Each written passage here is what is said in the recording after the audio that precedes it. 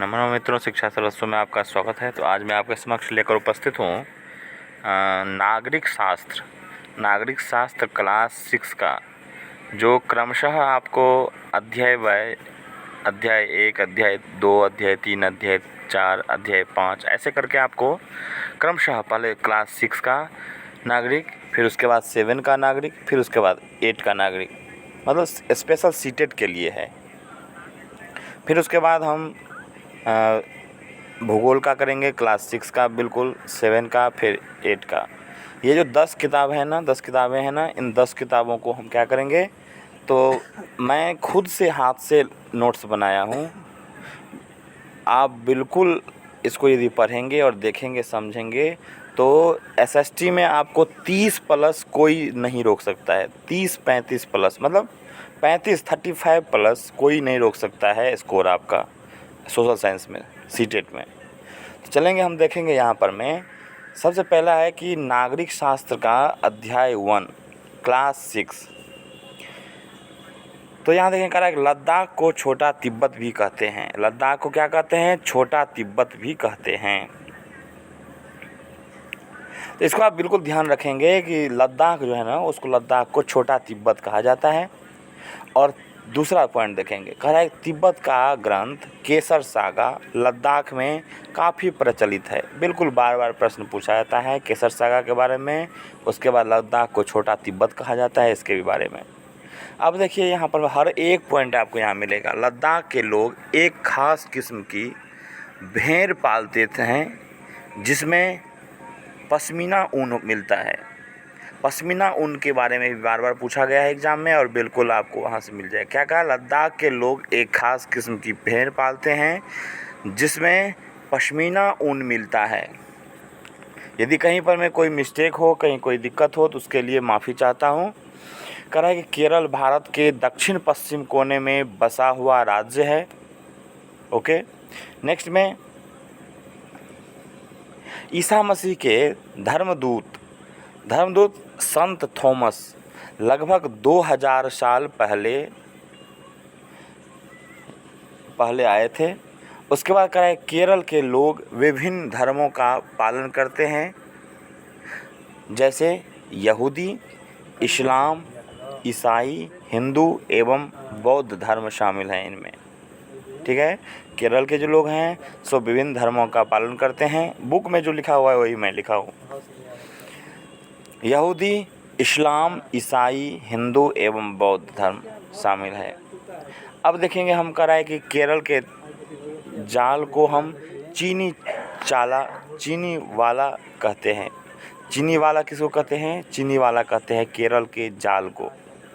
अब दूसरा देखेंगे, ये भी प्रश्न रहता है, केरल के तलने वाला बर्तन को चीनी चट्टी कहते हैं। ठीक, तो चीनी चट्टी, तलने वाला, तो क्या होता है, कैसे याद रखेंगे? तो केरल के तलने वाला बर्तन को चीनी, तो मान लीजिए कि मछली को तला जाए, तो चट्टी से हम क्या करते हैं, वो जो होता है उससे हम मछली पकड़ते हैं, तो क्या हो जाएगा, उसको आप इससे संबंध रखेंगे। ठीक है, केरल के तलने वाला बर्तन को हम चीनी चट्टी कहते हैं। ओके, दिन खून के हमारे प्यारे न भूल जाना, यह गीत जलिया हत्याकांड के बाद अमृतसर में उन्हीं शहीदों की याद में गाया गया था। नेक्स्ट में स्वतंत्रता संग्राम के दौरान ही भारत के झंडे की कल्पना की गई थी। जब स्वतंत्रता संग्राम चल रहा था, उसी समय भारत के झंडे थे, उसका क्या किया गया था, तो कल्पना। नेक्स्ट में जवाहरलाल नेहरू की किताब, ये भी इस बार भी पूछा था। 2022 का जो दिसंबर में एग्ज़ाम हुआ था, इसमें भी 2022 के जनवरी में जो एग्ज़ाम हुआ था, उसमें भी पूछा था 23 तारीख के एग्ज़ाम में कि जवाहरलाल नेहरू की किताब का नाम बताइए। तो भारत की खोज, इनका क्या था? भारत की खोज। उसमें प्रश्न क्या था घुमाया हुआ? तो प्रश्न था कि उस भारत की खोज जो है उसमें क्या विषय, कौन सा विषय था? तो विषय हो जाएगा अनेकता में एकता। विषय हो जाएगा अनेकता में एकता। बिल्कुल चलेंगे नेक्स्ट में। अब देखेंगे हम अध्याय 2 में, बस पहला अध्याय में, क्लास 6 के पहला अध्याय में इतना ही है। उसके बाद नेक्स्ट में भी थोड़ा थोड़ा ही मिलेगा, 7 में भी थोड़ा मिलेगा। उसके बाद जब हम 8 में चलेंगे तो 8 से अधिकतम प्रश्न होते हैं। अब अध्याय 2 में करा है कि संसार में 8 मुख्य धर्म हैं। ये भी प्रश्न पूछा गया था कि संसार में कितने धर्म हैं, मुख्य प्रमुख धर्म। तो संसार में 8 मुख्य धर्म हैं। यहाँ 1600 से ज़्यादा भाषा बोली जाती है। 1600 से ज़्यादा भाषा क्या की जाती है तो बोली जाती है। पूर्वाग्रह, जब हम किसी के बारे में पहले से कोई राय बना लेते हैं, ठीक है, तो उसी को हम पूर्वाग्रह कहते हैं और अपने दिमाग में बिठा लेते हैं तो वह पूर्वाग्रह का रूप ले लेती है। ठीक है, पूर्वाग्रह समझ गए क्या होता है। चलिए ओके, नेक्स्ट में हम देखेंगे कि रूढ़िवादी मतलब रूढ़िबद्ध धारणा क्या होता है। तो रूढ़िबद्ध धारणा है जब हम सभी लोगों को एक छवि में बांध देते हैं या उनके बारे में पक्की धारणा बना लेते हैं, तो वह रूढ़िबद्ध धारणा कहते हैं उसे। ठीक, जैसे आप मान लीजिए कि गांव में किसी ने कह दिया, प्रचार कर दिया है कि भूत है, ये है, वो है, यहाँ ये रहता है, वहाँ वो रहता है। तो सभी लोगों ने, सबों ने क्या किया, तो मन में ठान लिया कि यहाँ पर सत्य में भूत है, यहाँ सत्य में ये है, यहाँ सत्य में वो है। ये सभी लोग अपने मन में बिल्कुल फिक्स कर लेते हैं, धारण कर लेते हैं, जो आपको रूढ़िबद्ध धारणा को दर्शाता है। ठीक है, चलिए आगे चलेंगे। कह रहा है कि दलित का मतलब क्या होता है। दलित का मतलब होता है जिन्हें दबाया गया या कुचला गया, उसे हम दलित कहते हैं। ठीक, अब देखिए यहाँ पर मैं कह रहा है कि दलित को सरकार अनुसूचित जाति में रखते हैं। दलित को किसमें, तो अनुसूचित जाति में रखते हैं। कौन, सरकार। अंबेडकर का समय 1891 से 1956 तक अंबेडकर जी का समय था। अब कह रहा है कि अंबेडकर दलित हेतु लड़ाई लड़ी थी। अब किसके लिए लड़ाई लड़ी थी, किसके पक्ष में थे, तो उनका बताया गया है कि दलित के पक्ष में थे और दलित के लिए यह सब काम करते थे। ठीक है, चलिए नेक्स्ट में देखते हैं। अंबेडकर का जन्म महार जाति में हुआ, मतलब महार जाति में हुआ है अंबेडकर का जन्म, और महार का मतलब हो जाता है अछूत। महार का मतलब हो जाता है अछूत। तो बस यही आपका था पार्ट 2 में, अध्याय 2 में, अध्याय 2 में। अब हम देखेंगे अध्याय 3। बस थोड़ा सा वीडियो लंबा होगा लेकिन बिल्कुल सटीक होगा। आप देखेंगे कि इसमें एक भी पॉइंट आपको इसमें छूट नहीं सकता है, इसमें मिस नहीं हो सकता है। 1-2 पॉइंट ज़्यादा अधिक से अधिक हो जाए बुक से, लेकिन कोई भी जिससे प्रश्न आता है, जहाँ से भी प्रश्न उठता है, वहाँ से आपका हर एक पॉइंट यहाँ मिलेगा। चलिए नेक्स्ट में अध्याय 3 में देखेंगे। कहा है कि सरकार कानून बनाती है और देश में रहने वाले सभी लोगों को वो कानून मानने होते हैं। क्या होता है, सरकार क्या करते हैं, कानून बनाती है और देश में जो भी लोग रहते हैं वे सभी लोग उसको क्या करते हैं, तो मानते हैं। ठीक है, चलिए नेक्स्ट पॉइंट पर चलें। कहा है कि सरकार को निर्णय लेने, कानून पालन करवाने, बाध्य बनाने, ये क्या, लोकतंत्र में तो लोग ही सरकार को यह शक्ति देते हैं। ये भी प्रश्न पिछले बार पूछा गया था कि लोकतंत्र में यहाँ पर में सरकार को मतलब किसके द्वारा यहाँ पर शक्ति मिलती है। चलिए इसी टाइप का क्वेश्चन था एग्जैक्ट। नेक्स्ट में कह रहा है कि एक दूसरी तरह की सरकार होती है जिसे राजतंत्रीय सरकार कहते हैं। एक दूसरी होती है जो राजतंत्रीय सरकार भी है। ठीक है, चलिए नेक्स्ट में अंतिम निर्णय लेने की शक्ति उसी के पास रहती है।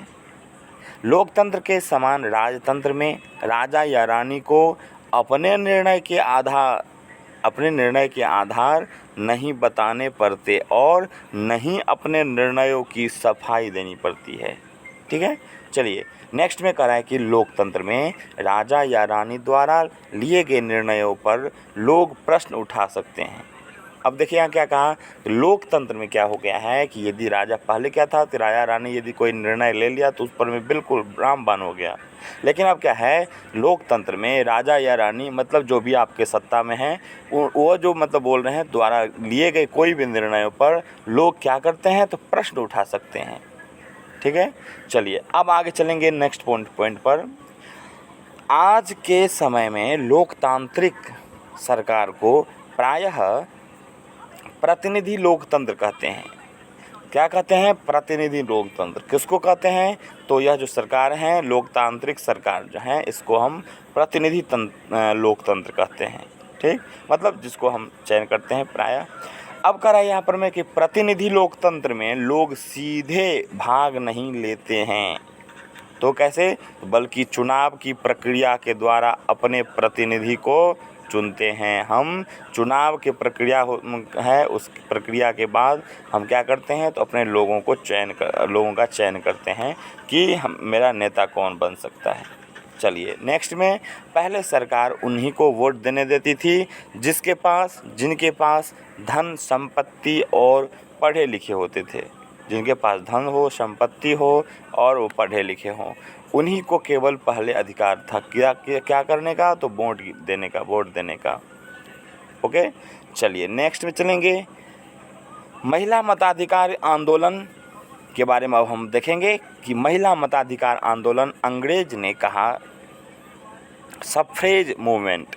देखिए मैं थोड़ा सा अपने शब्द में अपने भाषाओं में क्या इसको बुक से थोड़ा सा हट करके, लेकिन बुक का हर एक पॉइंट हर एक टॉपिक आपको मिल जाएगा। यदि आप बुक पढ़े हैं एक बार दो बार कम से कम, तो आप इस जो नोट मैं कर रहा हूँ नोट्स बना रहा हूँ आपके पास भेज रहा हूँ वीडियो के माध्यम से, तो इसके मतलब यह आप बहुत आपके लिए लाभदायक होगा।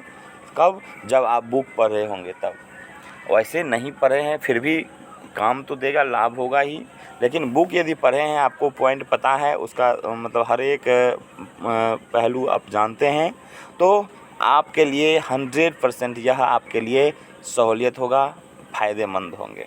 चलिए नेक्स्ट में करा है कि सफ्रेज मूवमेंट किसको कहा, तो अंग्रेज ने कहा सफ्रेज मूवमेंट। किसको? तो महिला मताधिकारी आंदोलन को अंग्रेज़ों ने सफ्रेज मूवमेंट कहा। ओके, अब देखिए सफ्रेज मीन्स क्या होता है?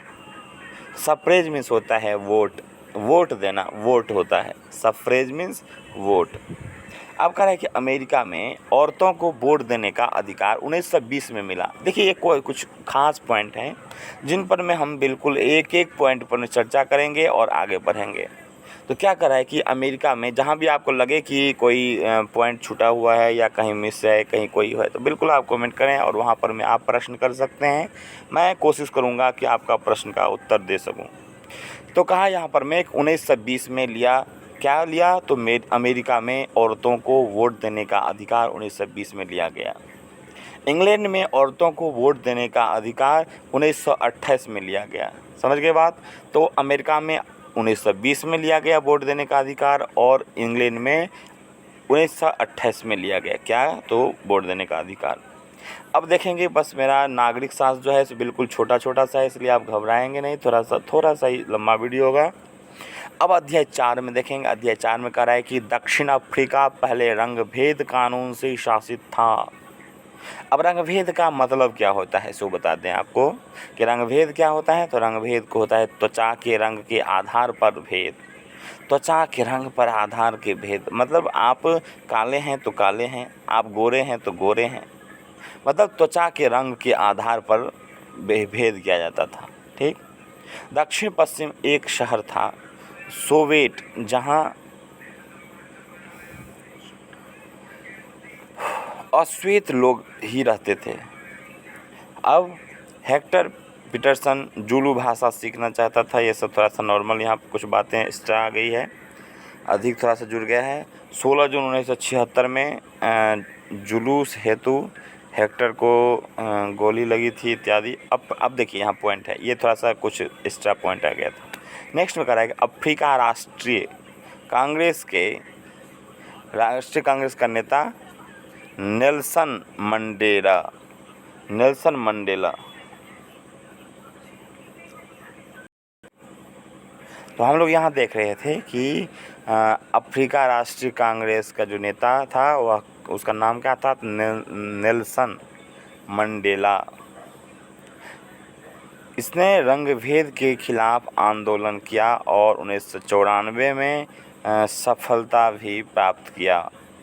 अफ्रीका एक लोकतांत्रिक बना। उसके बाद कर्नाटक और तमिलनाडु के बीच कावेरी नदी के पानी को लेकर विवाद था। अब देखिए यहाँ ये भी प्रश्न है, 2022 का जनवरी में यह भी प्रश्न था कि किन दो नदियों के बीच में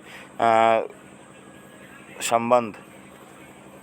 तो कर्नाटक और तमिलनाडु के बीच कावेरी नदी के पानी को लेकर क्या था? विवाद था। हाँ, ये विवाद किन दो नदियों के बीच में विवाद था। तो ये प्रश्न इस बार भी था। आप बिल्कुल इसको देखेंगे। अब नेक्स्ट में हम चलें। नेक्स्ट में कह रहा है यहाँ पर में कि कृष्णा राजधानी इत्यादि के पानी से बेंगलोर शहर की ज़रूरत पूरी होती थी। नॉर्मल ये कुछ पॉइंट्स में से नीचे नोट्स किया गया है। अब देखेंगे यहाँ अध्याय 5 में कह रहा है कि ग्राम सभा एक पंचायत के क्षेत्र में रहने वाले सभी वयस्कों की सभा होती थी। एक ग्राम पंचायत कई वार्डों में बटी होती है। ठीक है, प्रत्येक वार्ड अपना एक प्रतिनिधि चुनता है। यह भी सही है। अब कह रहा है कि ग्राम पंचायत का एक सचिव होता है जो ग्राम सभा का भी सचिव होता है। इस पर में यह बार पॉइंट एग्जाम में पूछा जाता है कि सचिव का चुनाव होता है या नहीं, ऐसे करके प्रश्न रहता है। तो प्रायः आपको देखने को मिलेगा यह। तो क्या है कि ग्राम पंचायत का एक सचिव होता है जो ग्राम सभा का भी सचिव होता है। ठीक।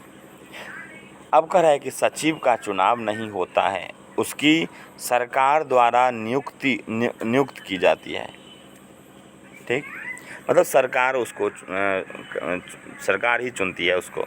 किसको? सचिव को। अब कह रहा है कि पानी संरक्षण के नए तरीके को जल संवर्धन विकास कार्यक्रम भी वहाँ पर में लिखा हुआ है। जल संवर्धन विकास कार्यक्रम। पानी संरक्षण को वाटर शेड कहते हैं। पानी संरक्षण को वाटर शेड कहते हैं। अब कहा गया यहाँ पर कि महाराष्ट्र के 2 पंच जिन्हें 2005 में अपने पंचायत में उल्लेखनीय काम करने हेतु निर्मल ग्राम पुरस्कार से सम्मानित किया गया था। किसे? तो निर्मल ग्राम पुरस्कार से सम्मानित किया गया था। कहाँ? महाराष्ट्र में 2 पंच को। अब देखेंगे यहाँ पर में एक पंचायत में कई ग्राम पंचायतें होती हैं। पंचायत के ऊपर जिला परिषद होती है। उसका स्तर है कि चलिए, तो यहाँ तो लास्ट हुआ। अब नेक्स्ट में देखेंगे हम 6 नंबर में। 6 नंबर में कह रहा है यहाँ कि जमीन को नापना।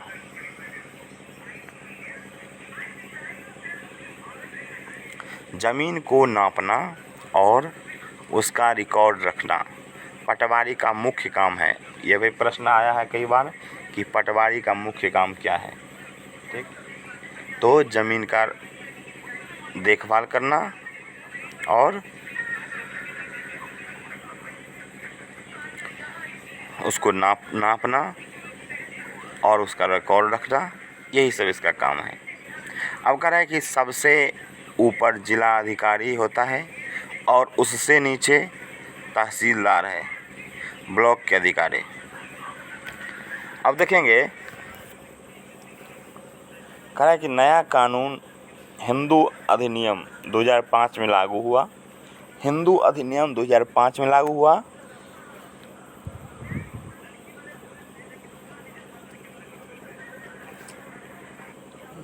अभी तक कई राज्यों में हिंदू परिवार की जमीन में हिस्सा नहीं मिलता था। पिता के बाद जमीन बेटों में बांट दी जाती थी। हिंदू अधिनियम 2005 के तहत पिता के बाद बराबर हिस्सा मिलता है किसको? बहन को।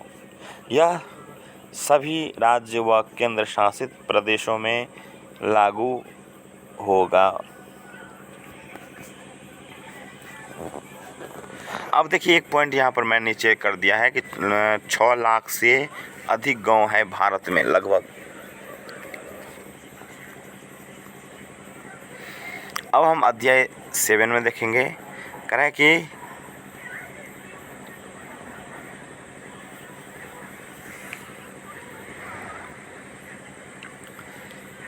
नगर निगम के ठेकेदार कचरा उठाने हेतु निजी ठेकेदार रख लिए हैं। इसे निजीकरण कहते हैं। समझ गए निजीकरण क्या होता है? तो चलेंगे आगे। अब आगे देखेंगे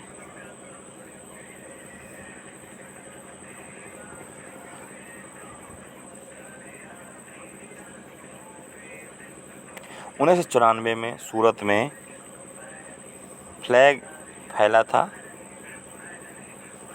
फिर सूरत 94 में सबसे गंदे शहरों में एक था। प्लेगों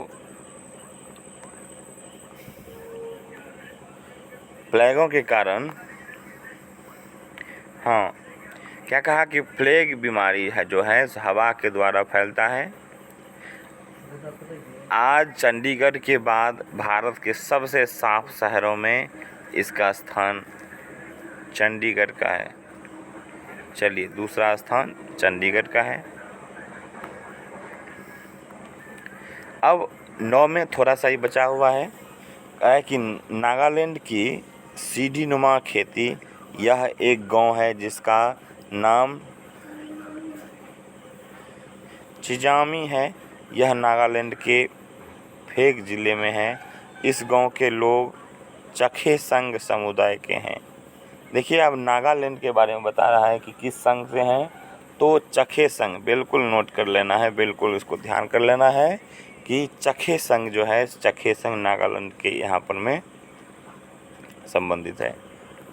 हम लोग ने देखा यहाँ पर में 7 और लास्ट 8 चैप्टर। 8 चैप्टर आपका कंप्लीट हुआ किसका? नागरिक शास्त्र का। तो बिल्कुल आप इसको ध्यान से देखेंगे तो नागरिक से क्लास 6 का जो है यहाँ यह बिल्कुल आपका कंप्लीट हो चुका। हर एक अध्याय 8 अध्याय। अब हम इसके बाद क्लास 7 में चलेंगे, 7 का नागरिक ले चलेंगे। फिर जब वह हो जाएगा फिर उसके बाद 8 का नागरिक देखेंगे। तो इसी प्रकार हम लोग करेंगे, मिलकर करेंगे। जहाँ भी आपको दिक्कत हो या कहीं लगे आपको यहाँ, तो आप बिल्कुल कमेंट करेंगे और उसमें हम कोशिश करेंगे कि आपका जवाब उत्तर मिल सके आपको। धन्यवाद। फिर हम नेक्स्ट वीडियो के साथ मिलते हैं। चलिए तब तक के लिए धन्यवाद।